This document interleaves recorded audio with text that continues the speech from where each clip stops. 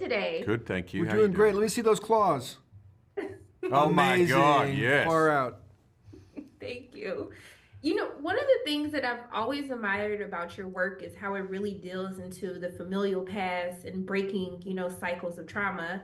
And one of the things that I really love about this movie is it reinforces the idea that our familial history impacts our future, whether we like it or not. It's just our choice to break the cycle. Can you talk about the importance of always incorporating those themes, but balancing it in a genre such as horror? I mean, I think that just given the fact that I was sort of given the parents that I was given, and then had those parents taken sort of early in the ways that all happened. Sort of the narrative around my parents is a really loaded one, and there's a lot of karma in there, and there's a lot of energy on it, and so I think that like it's just always been naturally important to me to sort of explore things, sound things out, share things that I maybe understand, share questions that I have about how all this stuff works. I'm a parent myself. I have 3 beautiful children, so I'm hyper aware of how I am sort of in the chain, as a link in the chain.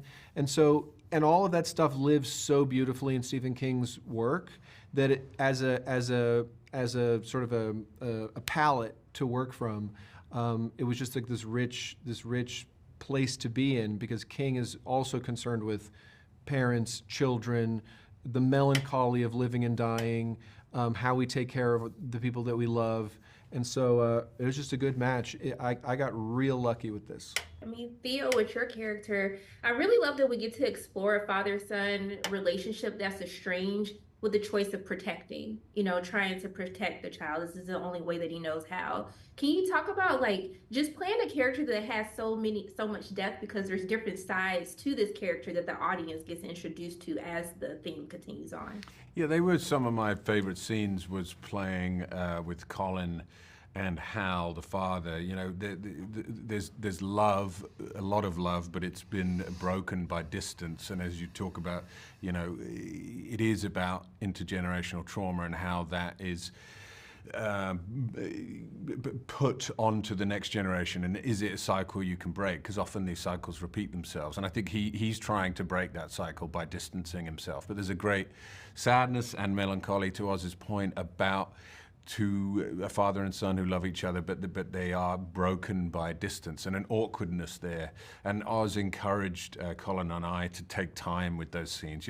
Enjoy the space between the lines, enjoy the awkwardness, enjoy the fact that they don't quite know where they're going. They're connected as father and son, but they're also completely, there's part of them both that's really broken, and I found that really sad. And again, to Oz's point, I have kids as well, and you're constantly worried about how you can bring your kids up and not, not force onto them some accidental piece of garbage from your own, your own shit, your own problems. So I think it's quite pertinent and universal, and that's what is, I hope to think is great about the film. It's both entertaining and wild and fun, but at its core is some interesting, complex themes about the human condition.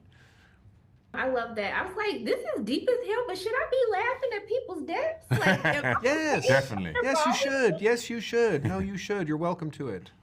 I appreciate that. Look, thank you for some of the best kills that I've seen in quite some time. I love me some good gore. I love just insane, absurd kills in the movie. Just thank you both so much for taking time out of your day to speak with me. I appreciate you. Thanks very much.